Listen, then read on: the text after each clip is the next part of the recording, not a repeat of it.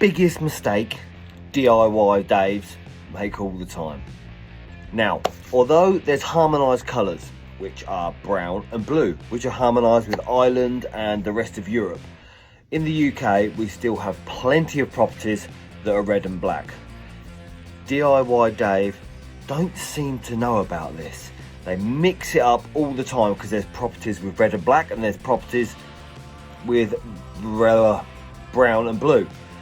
But there's also properties that are mixed with new work that's gone on, and that confuses a lot of these DIY Daves, and it causes a bang.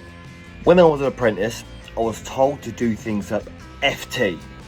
You can probably guess what that stands for, but it was tight for a reason, because some appliances draw quite a lot of current, so they want to be nice and tight so you don't get any arcing. Unfortunately, a lot of these DIY Daves, they think, just nip it up. I've got a weak wrist, I'm going to nip it up so it'll be fine. Don't just nip it up.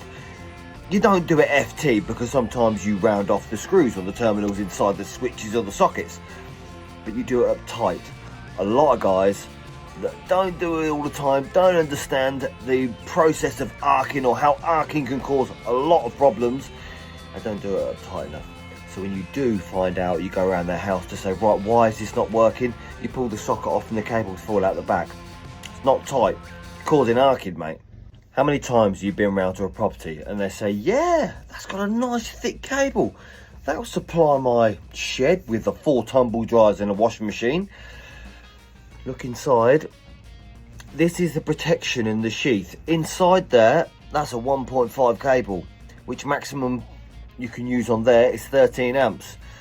So no, it's not ideal to run 3 washing machines, 6 tumble dryers and your hot tub off of that big thick cable. It's thick, but there's stranded armour inside and a lot of other different things. Don't always assume. Another thing that I know my dad used to do when I was younger is plug an extension lead into an extension lead. More likely because you want to get right down the garden, or you haven't got enough sockets. Yes, that should be fine for maybe a strimmer or maybe sometimes your lawnmower, but some people leave it in temporary. They run an extension lead to their shed, leave it all coiled up, and they plug 2 or 3 heaters in the winter. Well, that is going to be a heater in itself. It's a coil of cable drawing a decent amount of current to power the heater. So don't do it. Uncoil the cable or get a proper socket put in your shed. So this goes out to all you DIY Daves out there. A little bit of knowledge, yes, it can go a long way, but a long way to change a fuse or change a plug.